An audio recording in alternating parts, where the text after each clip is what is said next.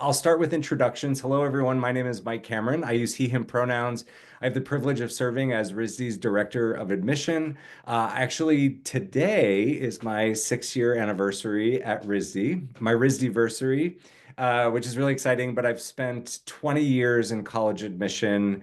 And one of my absolute favorite things to do is meet with prospective students. And although we're not necessarily meeting face to face, I'm really excited to have the opportunity to chat with everyone.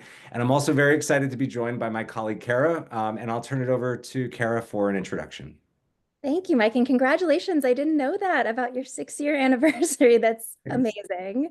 Yeah, we're so lucky to have Mike on our team. My name is Kara Skolnick. I'm an admissions officer at RISD, and I'm also an alumni. I love this school so much. I'm so happy to be here with you all. My main role today, though, is going to be really in the background. So I'm going to be answering a lot of the questions that you type in. So if you have any questions today, please type them into the Q&A chat that you see at the bottom of your screen. I am going to hoard some of them for the very end for Mike and myself to answer at the end.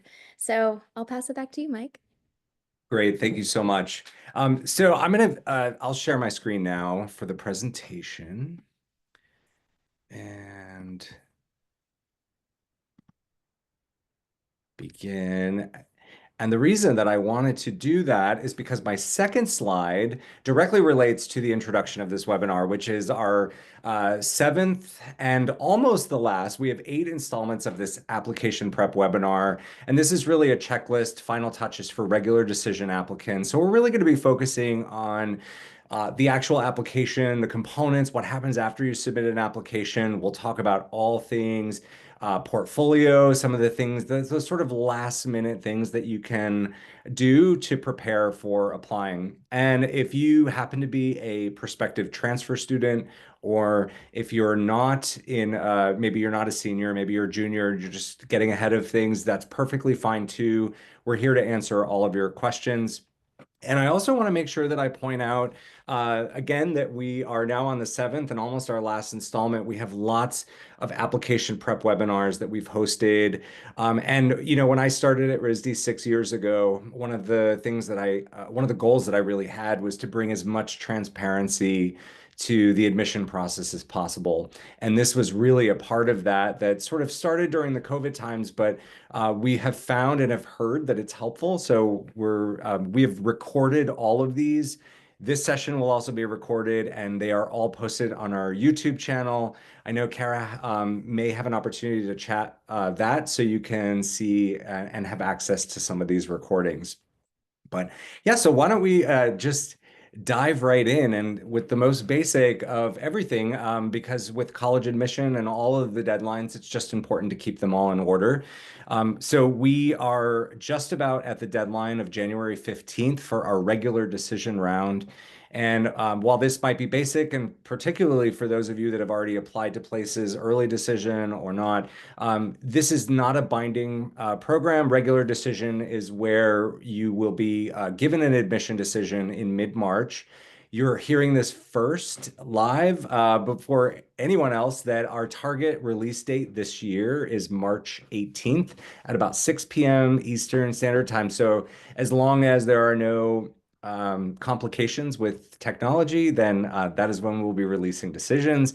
And then everyone will have until May 1st to ultimately choose to enroll at RISD or not. Now, the other important deadline to cover is financial aid. And let me just explain a little bit more about why this is so important. At RISD, we use a need-based financial aid model. So what we mean by that is we take the information that we get from both the institutional form, which is a RISD specific form that you'll have access to in your applicant portal, and the FAFSA, which is the government application. And those ultimately give us an estimate of what you and your family can contribute to your education.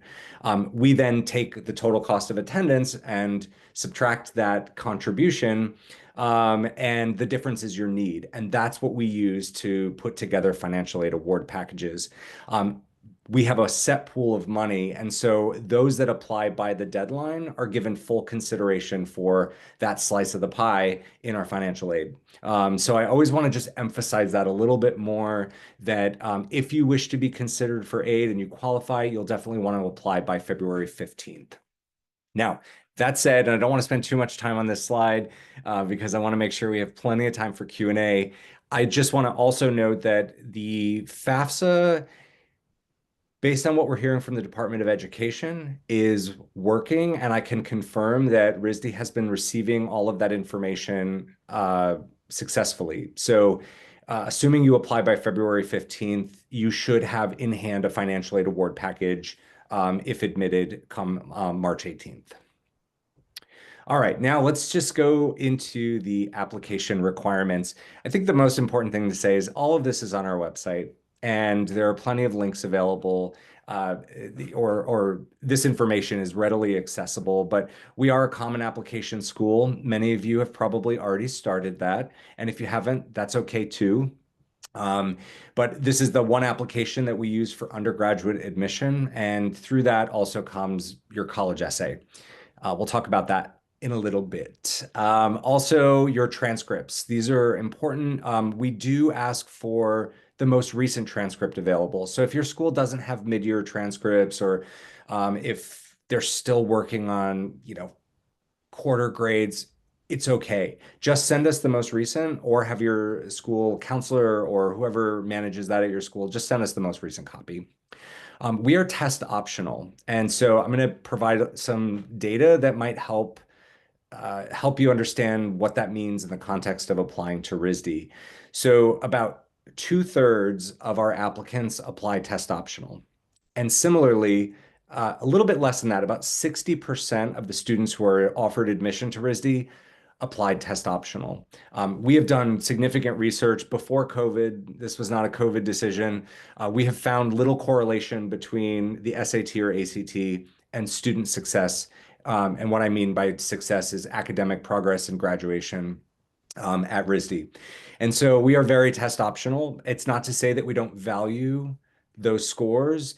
If you have performed well and you want those to be added to your academic record, you're more than welcome to submit them, and we will look at them and consider them. But your high school transcript will be given more weight in the academic assessment of your candidacy and the portfolio as well. The portfolio we're going to talk about in length, so I'm not going to go into any detail here, but we do require a portfolio for all undergraduate applicants. And we've already talked a little bit about the college essay, and we do require at least one letter of recommendation. We'll talk about those as well. So let's talk about the essay. This has sort of been a topic that I have come to really love and have talked about a lot, because in my tenure in about 20 years of college admission, I've probably read about 10 to 15,000 college essays. And so I really enjoy talking about it, and I also enjoy talking. So I'll just try to limit that and make this more about the content of your essay. But ultimately, when you apply, the Common Application Portal is going to ask you, do you want to, is the essay required? And if it is, what topic would you like to choose? One of those options is a topic of your own choice. So I'm going to be totally transparent. When I'm reading a college essay, I rarely look at what prompt the applicant is responding to. I'm more concerned about what's in the actual essay. So we do require that. There are tools that allow you to submit that by either uploading and other ways of like copying and pasting and doing spell check outside of Common App. Probably better to do that. But also real talk, I don't think colleges are expecting perfect polished writing. It is, you know, you want to make sure that you're putting together a well-crafted essay, but don't be overly concerned with that. Some of the tips that I usually give with your college essay, and some of you might already be finished with your college essay. So let me just say this: if you are, and you don't need to go back and edit your college essay based on the things that I'm saying. But these are just helpful tips if you're sort of at that end point where you're just putting the final touches on.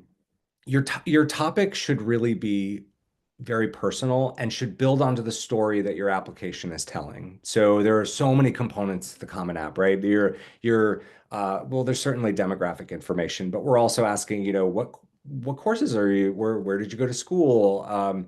What are your activities? What awards do you have? There's a supplement to the application that asks about any type of after-school art programming.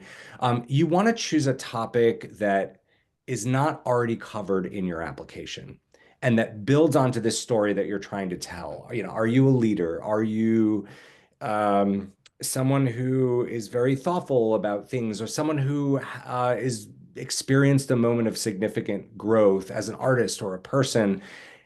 Dive into those really personal things that we're not getting from the rest of your application. Um, One of the examples that I often use, and for anybody who visited the App Prep 3 webinar, I talk about sort of flattening out your application by not adding something into your college essay that we're not getting from other parts. For example, we may see in your your high school transcript that you are taking the full sequence of visual art courses. We know from your activities that you're maybe involved in an art club or that you participate in some after-school art program. And then your college essay is about being an artist. And then your letter of recommendation talks about being an artist. Um, we're really not gaining anything from the rest of, you want to really dive into something a little bit more. So build onto the story, build your candidacy by choosing a topic that is personal, but not something that we're getting from other parts or something more specific about that. Um, get right to your key takeaways. This is my number one, my best advice to you is go right into the point that you're trying to make.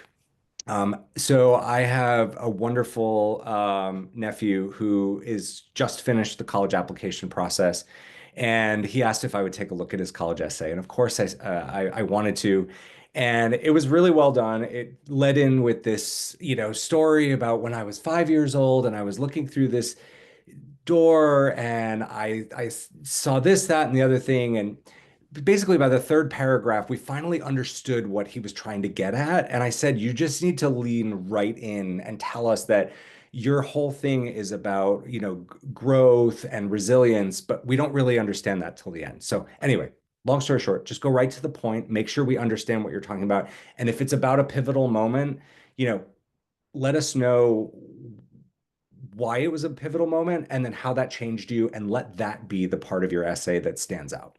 And also, don't worry. I realize that the college essay gets so much hype, and I understand that, there's publications that'll show what college essays worked, and tons of people talk about, writing the college essay. But the reality is it's just one part of your candidacy, and there are so many other things that are going to take priority before that's really considered. So just keep that in mind. It's not to say that it's not important, but it's not the sole thing that gets you into college. I can assure you that.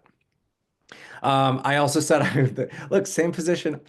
Uh, um, the app prep series was also on. I thought I updated this slide. We just did one for 22, 20, 24, 25. So anyway, there is an updated version of this that I think Kara's going to link to. But anyway, I love talking about the college essay. We require one letter of recommendation. This is something that I think is important to note because it might be a little confusing. If, we ask for one letter of recommendation and up to three, and the Common App is a little complex in that it sort of requires this counselor letter of recommendation. But you can add anyone's information there, but it's in the Common App that you invite recommenders. And I think maybe a more important thing to say, other than the fact that someone other than a college counselor can complete the recommendation, is that um, if your recommendations come in a little after your application, it's totally fine. It's absolutely fine. We are reading all of the applications within a certain period of time, and then we go into a committee structure where we start selecting who's getting admitted. Submitting it by the 15th is not going to change the outcome. And trust me, you'll get plenty of emails from us, which are automated, asking you to either complete your application or submit those. Kara, I feel like I'm talking a lot, and I just want to pause to see if there are any questions that have come through that it would be important to address now versus at the end. It's okay if there's not. Yeah, great question. There is a question about talking about how the writing in the portfolio makes a difference, but we could also save that for the end. It is different than the essay.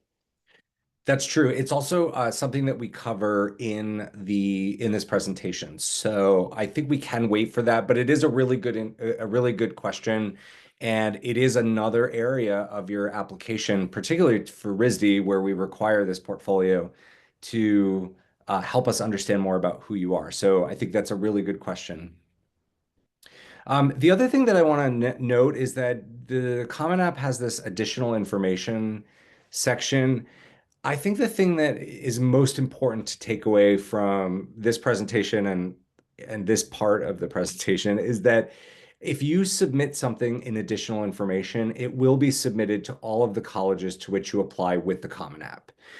So if you have something that's very specific to RISD that you want to expand upon or make sure is documented, just email us. And I can assure you the application process is a little more fluid and not as like polished as just fill out this application, push the buttons.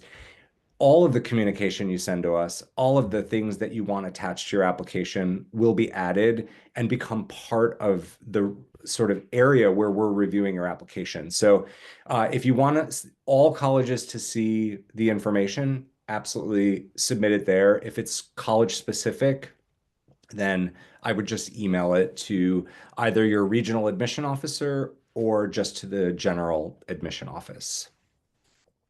I don't want to spend too much time on this slide because I know we have a lot more to cover, but I think that often we get questions about like what is an example of something that you would include there. I think if there was sort of an activity, an award, please do not at all feel like you need to be published in any type of research at this point in your life. But some I've seen folks put abstracts or links to other parts of something that they've shown throughout their application or explains a little bit more about an event. You can add that there. There is a section in the Common App that asks for any type of like academic uh, a change in schools, anything that might have changed. But this could also be an area, and as you can see here, where you might expand upon something that if your transcript, maybe you moved school districts and you had a rough start, but then caught up, and it's just a space to explain that if you need it. We have a 100% application fee waiver policy for undergraduate students.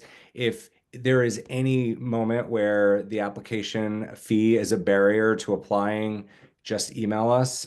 You can also, as you can see here through the common application, request a fee waiver. If you want to just do it school specific, actually, Kara, if you wouldn't mind chatting the link to our application fee waiver, I actually just go in and add it to Common App on the back end. So I do all of those actually. So anyway, if you need a fee waiver, just let us know.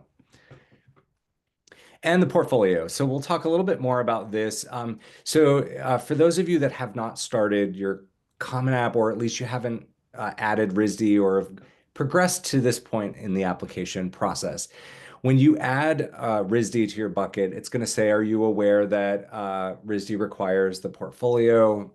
When you select yes, I agree to submit my portfolio, then following that, as you can see down here, there will now become a navigation button on the left that says portfolio, and it will give you the link to bring you to Slide Room, which is the platform through which your portfolio will be submitted. When you start your slide room piece, you just enter your applicant ID and then it all links up together. It sounds complicated, but I hope it's pretty intuitive. There might be a delay though. You might get an email the day after you submit a Common App or just when your portal and everything is getting set up. But anyway, I don't want to make it more confusing than it needs to be. It'll all come together.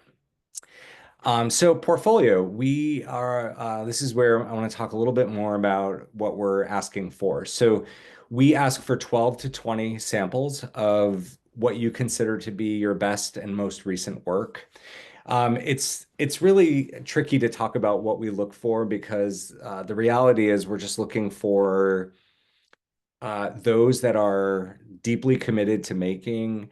I can say that in more recent years, I think variety in your portfolio, innovative, different approaches to making, trying to make with unconventional materials. These things are very appealing to the committee. And so at the end of the day, we just want to understand a little bit more like what's your viewpoint on the world? What are your intentions at this point in your life through art and design? Are you a fine artist who is working in different media that trying to pose questions or comment on something that's very important to you? Are you a designer? Are you solving problems? Are you interested in using art to develop objects to, in design to service a community or, improve sustainability. These are all the things that we're looking at and trying to understand. And I realize it's very lofty to think that someone who's developing at this young point in their life that they would have all of that figured out. It's not to say that, but we start to see hints of it. And to the person who asked that question about how you're writing in the portfolio, uh, or at least how that can support your candidacy, even if the work is just developing and maybe it's not as technically strong as some of the other work, if you can explain why it was a passion project for you and that it was something that you started, that can make a huge difference in the way that your application is reviewed. Every student who's admitted to RISD comes into their foundation year. And so we call it experimental and foundation studies. It's a year of exploration through drawing, design, and 3D or spatial dynamics, as we call it. And so your work does not have to be major specific, meaning it does not have, if you're applying to architecture, industrial design, illustration, jewelry and metalsmithing, the work does not have to be specific to those. Again, I think variety tends to fare better in our review process between the faculty and staff evaluators. But that's not to say that you can't have that. There are really no rules other than documenting and submitting that as a part of your application. So, uh, you just want to curate and select what you consider to be your best and most recent work. And FAQ, like one of the most commonly asked questions, what's more important, technical skill or creativity? And so, what do we mean by technical skill? These are sort of under this sphere or in this sphere, under the umbrella of technical skill. We're thinking of some of those basic principles of composition. How are you handling volume and creating that through shadows and your value scale? Those things are really all part of technical skill. But again, what really helps us, well, what excites us as a committee is when someone has taken that a step further. And so I don't love saying this because I don't think it's exactly what I mean, but what I do believe though is that there has to be some base of technical skill that allows you to effectively communicate your ideas and to push those further and try different ways of making that, again, give us that confidence that you're just innately drawn to that, to art and design. Um, I'm going to reference these all the time. So, application prep 6 was all about the portfolio, curating, presenting your portfolio. If you want two of our other admission colleagues, Antonio and Marin, to hear more about their perspective on building that, I highly recommend checking this out. And in the same way that I don't like to say that you need technical skill to communicate ideas, I also don't love talking about the things not to include. But I do think it's helpful because again, this is not about telling you what to do. It's just helping you put your best foot forward and letting you know specifically what the committee gets really excited about. Things that, master copies don't, yes, they can be a really good demonstration of technical skill, but they aren't necessarily helping us learn more about you and your intentions with art and design. Screenplays, don't get me wrong, they are complicated. It is an art to write, and there's a strong appreciation for that. But it's not something that we would recommend putting in your portfolio. For anyone interested in architecture, some of those floor plans, again, they're helpful. They're so major specific that again, not it's okay if you have them, but it's not something that the committee is going to respond to in a way that I think some of the other things will. I think this is another widely debated topic, fan art and anime and, character design. This is not, again, at all to express a lack of appreciation. What happens, though, is that in fan art that is so hyper stylized, it's often difficult to understand, what's original and your own ideas versus what may have already been done. And so it's not to say you can't include that, but if you are going to use hyper stylized work, make sure that, it really speaks to you, or use that section of the slide room platform to talk a little bit more about your ideas. These are just some examples of character design from students that are just really fun, stylized in a way that, really excites us. They're illustrative storytelling. I love these. I think this is also a really great illustration. Including character design. But what I love about this is that they're this sort of in this environment and the different expressions, putting your characters in space and building on the story is really helpful. So I love these. And this is actually a really good example of how maybe you are inspired by, a Renaissance artist, or maybe somebody from a long time ago, or maybe just an artist who's really popular right now. How can you do a fresh take on something that's already been done, but in your own ideas and style? And this is a great example of student work that's inspired by, um, you know, uh, masters. So, and I think this is also a really important topic, and maybe will help some of you as you're putting those final touches on your portfolio, or if you're like, I need one more piece for my portfolio. Do you need to be able to draw? Maybe it depends. I mean, I think if we all define drawing, I think we might all have a different definition of what drawing actually is and what it means to us. Are you drawing with tangible objects? Are you drawing with other objects? Are you being really representational of the work, or are you being more expressive and having fun with it? I love this. Can you be a little more playful in your mark making and really expressive?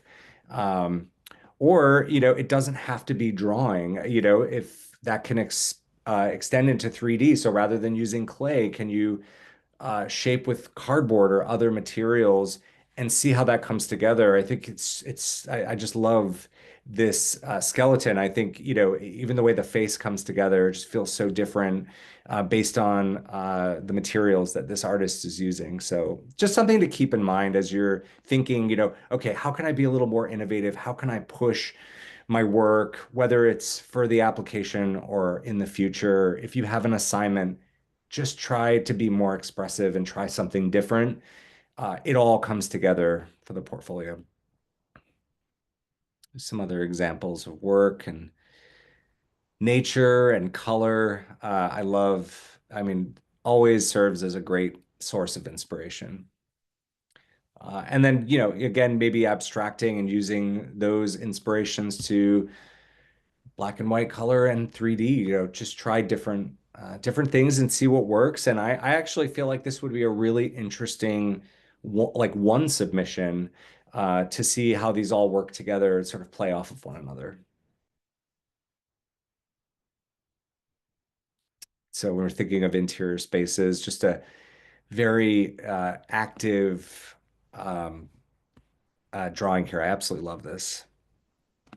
And then, so for those of you that find yourself in that final stage where you're like, I just need one or two more, these are just some inspirations for you that, can you take apart an object rather than just drawing that object? Take it apart and draw the pieces. How do they come together? Maybe that's something that's interesting. I mean, your room self-portraits are always going to be, if you have a self-portrait, could you try to just try a different approach to making the same self-portrait? Just other ideas that, that might inspire some of those last minute things that come together for your application. Do you need a theme in your portfolio?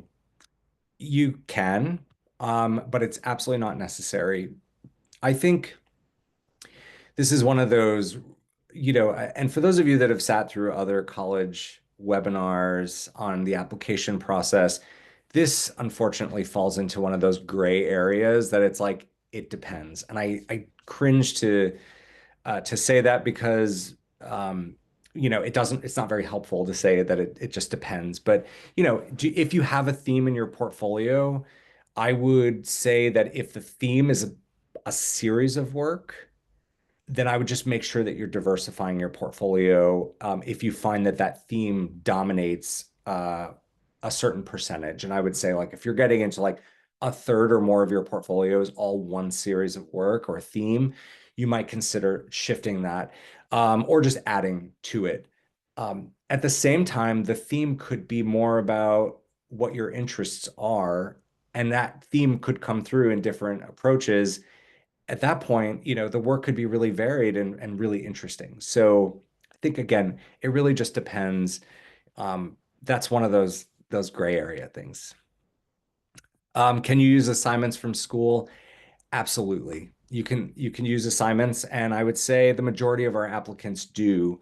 But I do think that this is where I would say if the assignments are so specific and don't really represent your style or your interest, then think about pushing them a little bit further. And if you're not approaching making that way, think about bringing that in. Just an idea. Don't stress out if you're just submitting work that is an assignment.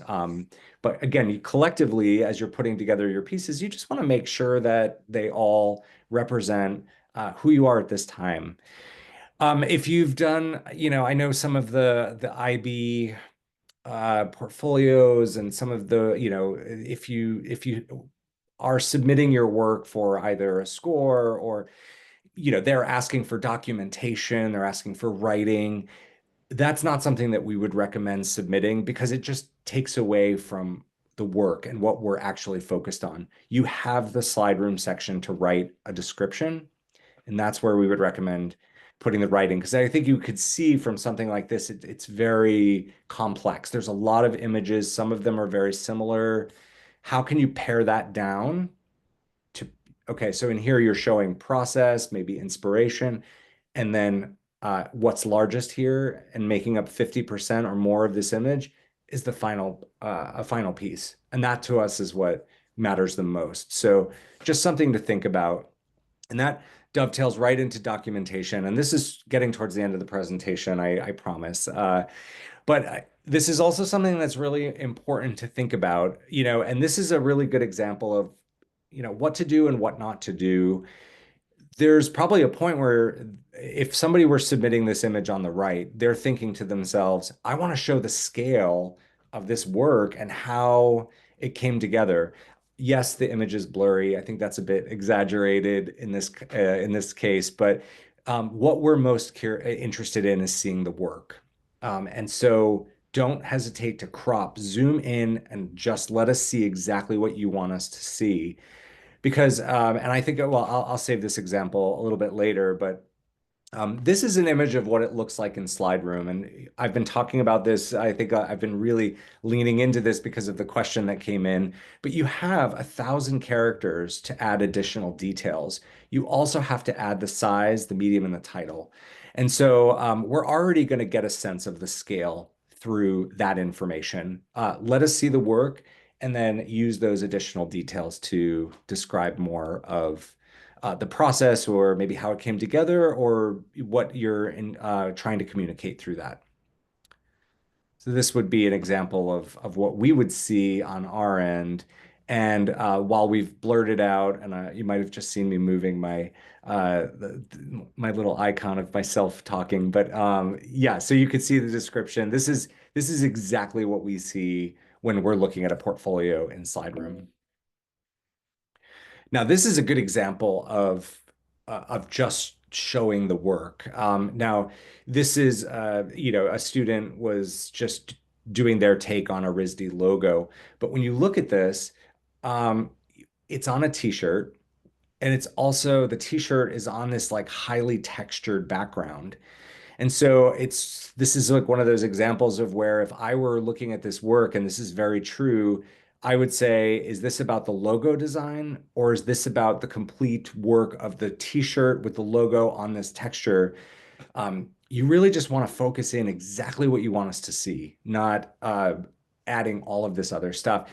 Similarly, if there was an image where somebody were wearing this t-shirt and they were photographed in a space outside, indoors, wherever, is it fashion photography? Is it about the logo? So you just again, I know I'm over communicating about this one point. Think about what you want to show and just make sure that the image is showcasing that, and that's the best you can do. Yeah, here's an example of what would be overly complex on top of that. Yes, believe it or not, small resolution and also the orientation. If those aren't set up on the front end, they can absolutely appear that way. And the one thing I'll say is you'll have the ability to preview your portfolio. So I think these things are very unlikely to happen, but it's important to know that they can happen. Um, this is an example of, comic work, zines, digital art.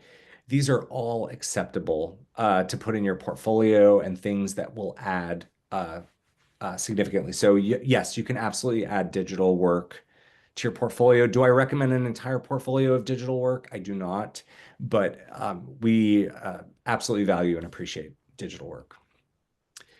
Now, I don't want to spend too much time on this because all of this is going to be in SlideRoom for you. It's also on our website if you need a backup. But in rare circumstances, SlideRoom will accept a file type that does not display on our end. It's rare.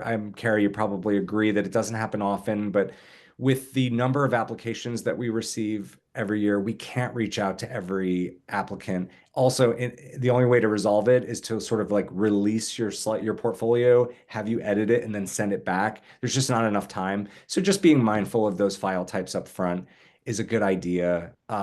These are discouraged, and you'll also find this through SlideRoom, and you'll see in your preview what's come through. But I think something that that you're not going to see necessarily is if you happen to I can't guarantee that we're going to go to all links that are provided through the application, especially because if you're linking out to a Google Drive, you might go beyond the 12 to 20 images. And sort of from an equity standpoint, we have to be mindful of all of that.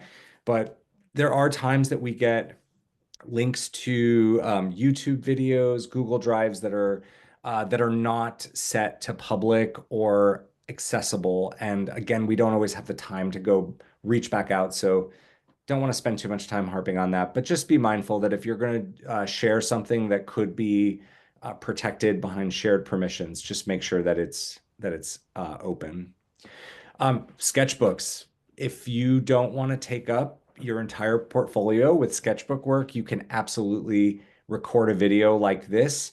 It also doesn't have to be that, I don't know if like sophisticated is the right word, but if you just want to hold a phone or place a phone up and just tab out pages that you turn with your hand, we see that too. That's a great way of showing sketchbook work without taking up a ton of room in your portfolio. All right, we're getting down to the end here, and we've already talked a little bit about curating, meaning like selecting the work and the order. I would say this is another debated topic, and Kara, I would love your perspective on this because I feel like I am in a bit of an outlier, but I think it's good to hear this because you don't know who's reading your application or reviewing your portfolio, and hearing those different perspectives is important. A lot of folks that I've heard over the years will say lead in with your strongest work, exit out at the end of your portfolio with your strongest work.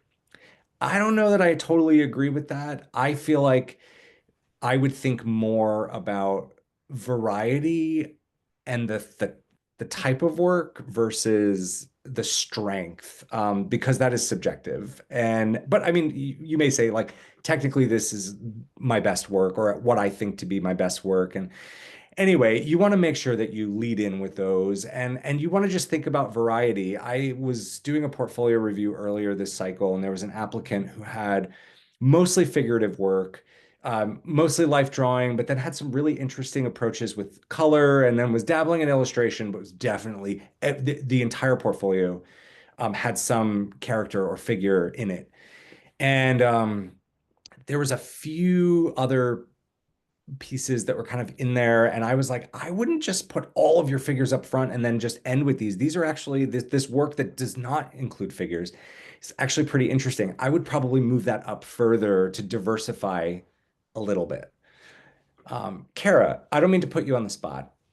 What is your thought about the order of work and whether or not you should lead in with and lead out with your or exit out with your best? Like what do you generally advise on that?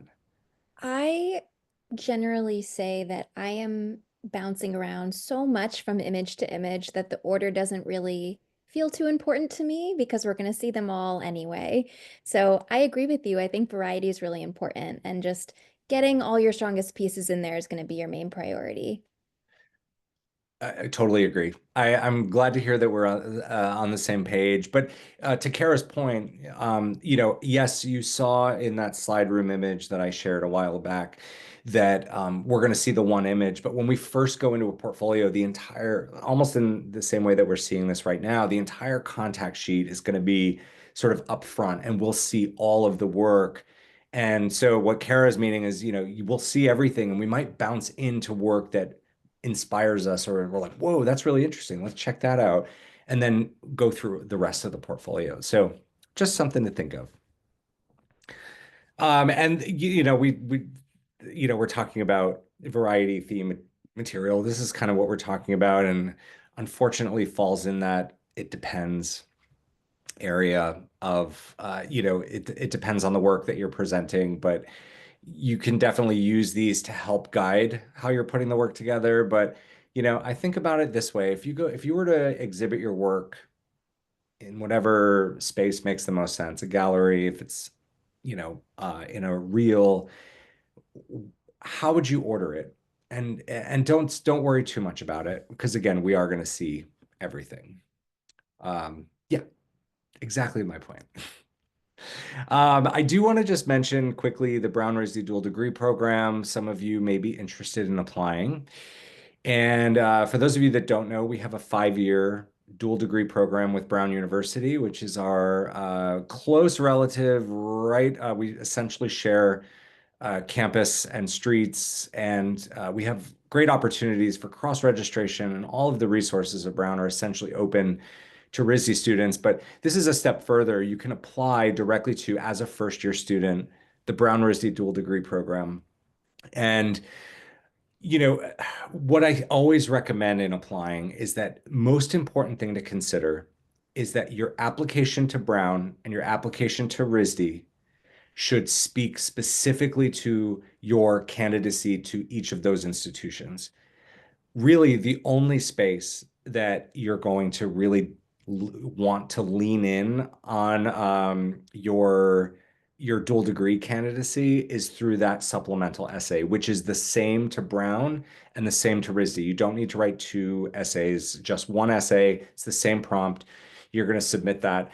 And before joining RISD, I worked in Brown's admission office. Another advice that I give you is Brown accepts a visual art supplement and it goes right to the visual art department and they review it. And if it comes back with a nice score, that's going to give you a little bit of a bump in the application review process. So I do recommend submitting that. And I can't speak on behalf of Brown because I don't work there, but I don't think you need to change your portfolio for Brown versus RISD. So I would, if I, personally, if you're putting together what you consider to be your best work, I would not change the portfolio. I would just submit the same portfolio in the using the instructions that Brown gives you.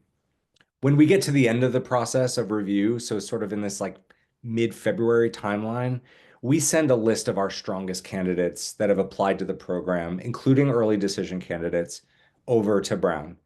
And then they go through their list of applicants and sort of see where the top candidates have emerged. Those come into a subcommittee that are then reviewed by a whole collection of us that are looking at your candidacy for that program. At that point, your portfolio, your essay, your interest for Brown, I know Brown offers the opportunity to submit an introductory video. I do recommend submitting one of those. Those are all really helpful in helping us understand who you are. I don't want to talk too much about this because only about 10% of applicants to RISD apply to this program. But if there are any questions about it, having served on the selection committee for 10 years, I'm more than happy to expand on that. Um, Last two slides. We've already gone through the checklist. We don't need to do that again. But I do want to talk a little bit about English proficiency because that is something that's really important. Whether you're an international applicant or a student from the United States whose native language is not English. So if you select anything other than English as your first language, our system is automatically going to ask you to submit a test of English proficiency. And we accept the TOEFL, the IELTS, or the Duolingo. If you have studied in an English instructed school and you've taken 3 years, full years consecutively in non-ESL coursework, you can request a waiver and I also approve every single one of those individually. So when through the applicant portal, you would submit the waiver request and I will get to it. I get to them as quickly as possible. And so don't stress out about that, but just keep that in mind because it does become something that so folks get concerned about because it takes me a week to get through all of them. But anyway, you're good.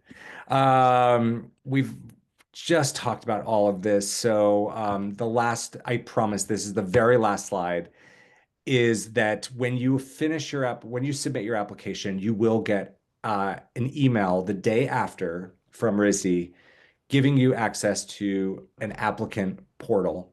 And that is what you'll log into to see that your items are received. It's where you'll get information about the application. If you're applying for aid, it'll have a financial aid checklist. It's basically the space where everything is in order. You have the ability to upload transcripts through the applicant portal.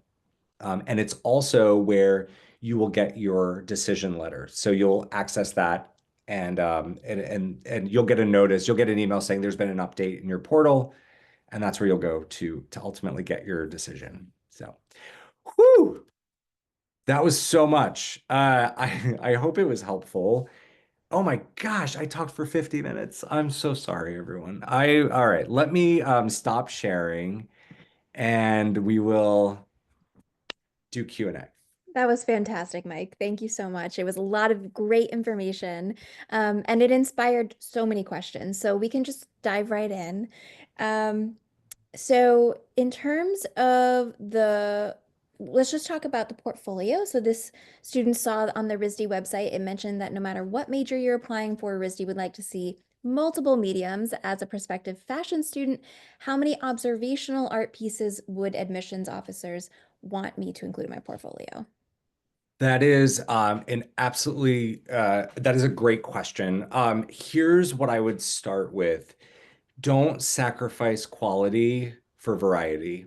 Um, don't just throw in work because I know I've been talking a lot about how different approaches to making. These things are very exciting to the committee. And yes, we do strongly recommend observational drawing because no matter how much you might try to avoid it, you will be drawing significantly. But again, going back to some of those images that we had shown, if you know, yes, I would recommend putting in drawing. If you have mostly fashion, apparel, textiles in your portfolio, throw in some of those because, those fashion sketches are really interesting. And what the breakdown is depends on what you have. I would say, again, if you need to put in a few, it's so, it all depends on how much apparel is for. But I would say, again, the most important takeaway, if you step back and you're forcing something into your portfolio because you think that that's well, like it's something that we're asking for, I would say stay away from it. Because if you don't consider it to be your best work, I have seen applicants get into RISD with all video in their portfolio because of the way that they've approached that and the writing and and it's in the descriptions that have really given us a strong sense that that student would at least figure out what drawing meant to them. And so yes, again, sorry, that's not a really great answer, but I think the biggest takeaway is, if I do recommend having drawing and but don't include it if you don't think it is your best work or represents what you're trying to achieve through art. Very well said. Yes, I completely agree. Um, Going back to your comments about the Brown RISD dual degree, the student is wondering if it's possible to apply for Brown later after being a RISD student. Unfortunately, no. It is because of the nature of the being a 5-year program and really wanting to make sure that students graduate in 5 years and that they're not adding extra time onto their undergraduate study. It's only application based for first year candidates. That said, that there's so many opportunities as a RISD student to engage with Brown. You have, again, cross-registration. So that's different than the dual degree, but if there's a course that you want to take, we have a cross-registration advisor. You work with them, the course comes over. There's no change in tuition costs. It just goes right on your transcript. It does not result in a degree from Brown if you do cross-registration, but it's an opportunity. And I just to expand a little bit further, kind of what I mentioned earlier, all the research libraries, athletic facilities, clubs, organizations, these are all open for RISD and Brown students. Many of them, not most, but many are co-founded, co-funded by both institutions. I always like to say that your RISD experience does not depend on Brown, it's just enhanced by it. There's everything, including a really robust liberal arts program at RISD that you'll find exceptional. I mean, it is a world-class institution, but you have access to another world-class institution, and so it's always great to take advantage of that. But how you do that is entirely up to you. And really quick, we have two of the same questions about BRDD. The decisions, will they be released together or not? Good question. So Brown University releases decisions after RISD. Our timelines are just different. We always release in the middle of March. They tend to release like towards the very tail end. And so the decision for the Brown RISD dual degree program will be released through Brown's applicant portal, and the decision will be included there. I would say that you do have to be admitted to RISD and to Brown before you'll get a letter. So if you're waitlisted to Brown and admitted to RISD, you're not going to get a dual degree letter because unfortunately at that point you would not have been admitted to Brown, meaning that, at that point.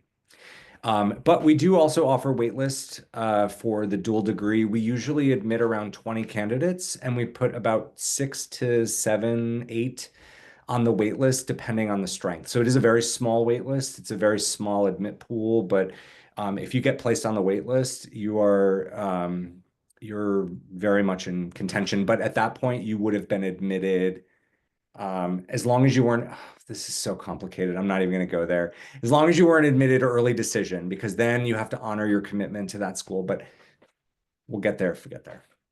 Thank you so much. All Yep. right, two more questions. The first can also be pretty simple. How long does an English proficiency waiver request usually take to be processed?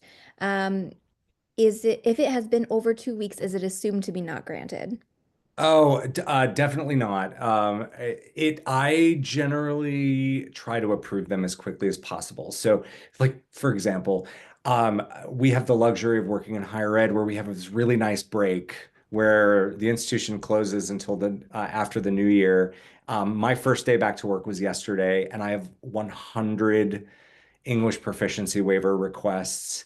In addition, today was our graduate application deadline. We have this deadline coming up and all of the other things. So it's I wish that there was a better process and we're working on that. It's definitely do not assume that it's not granted. But if it is waived, it will be reflected in the applicant portal. It will say waived there. And for anyone that's like overly concerned about that, I actually, for anyone that has not submitted a waiver but is still missing English proficiency, I go into each one of those applications, and we do this for from an equity standpoint. We want a consistent assessment. It would be more ideal if there were multiple people reviewing these so it could go faster. But the last thing that I'll say, because I know I'm over communicating about this, is that in the same way that a letter of recommendation, your portfolio, and other things can come in slightly after the deadline, don't be alarmed if something is not received. The most important thing to submit is the application. That is the most important thing because the application in Common App will remain open until it closes. And also, just to be fully transparent, there are so many things happening around the world, and we have applicants from countries everywhere. And so we generally always extend the application deadline by a minimum of a week because we want to make sure that we can accommodate power outages, floods, earthquakes, these things that life circumstances that get in the way of you getting in that application on time. You know, we just want to make sure that we don't uh, close anyone out. So again, don't panic if something isn't approved right away. And also, I will chat my email if you submit a waiver. Uh, Let me see, to everyone. Not that I mean, I go as fast as I can. My plan is to spend most of tomorrow finishing those. But if you are concerned and you don't, you can just email me because again, I solely review all of those for undergraduate apps. All right. We got two more questions. Maybe I can answer one of them independently because I think you've also been pretty thorough answering this first one already. But based on what you just said, we got another question saying, I know some universities discourage students emailing the offices of admissions who are communicating about their application, particularly after they've submitted. Is this true of RISD? I don't think so. No. I genuinely mean that. Yeah. So uh yeah, there's no, I mean, especially if you're adding to something or you're trying to seek clarification, our goal and why we have a staff of operations folks who process materials, and we have admission officers that are regionally assigned. So Kara is our New England and New York State representative. So anybody that's applying from those areas, Kara would be your contact. There's no, it's perfectly fine. I mean, to what extent a college will use that in their decision, that depends. There are some colleges out there that use demonstrated interest. So if you were to email just saying, this is just an introduction, I'm just very excited to be applying and I want to introduce myself. Some colleges might actually say, all right, this student's very serious, and that might influence the decision. For RISD, we do not use demonstrated interest. So reaching out to us doesn't necessarily help your chances, but if it can bring you more peace in the application process, more transparency, and give you an answer, then yes, that's our goal. We want to make sure that we do that. It is our responsibility. So please don't hesitate to reach out. I don't Yeah. mind emails. Yeah. And I'm so glad that we ended on that question because we just want to encourage you to, yeah, reach out to us. We're here for you. That's our job. That's what brings us joy. So that's all the questions for today, and I'll let you close it out, Mike. Yeah. Well, I just want to thank everyone for their time. I know you all have busy lives. You have things to commit to, and spending time with us means the world. I love doing this. I can't get enough of it. Please do not hesitate to reach out to us if you have questions. I hope these application prep series are helpful. Similarly, in the way that we exist in a culture of critique at RISD, if there's something that you didn't hear about that you want to be added to this presentation, shoot me an email and I'll make sure that it's included in the future. And I just wish everyone joy through the application process. I know it's stressful, but I trust that everyone will find success and a really wonderful home. And I'm excited for all of you. So, with that, I will say good night or good morning, wherever you're tuning it from. And thank you again. Thank you so much, Mike. Bye, everyone.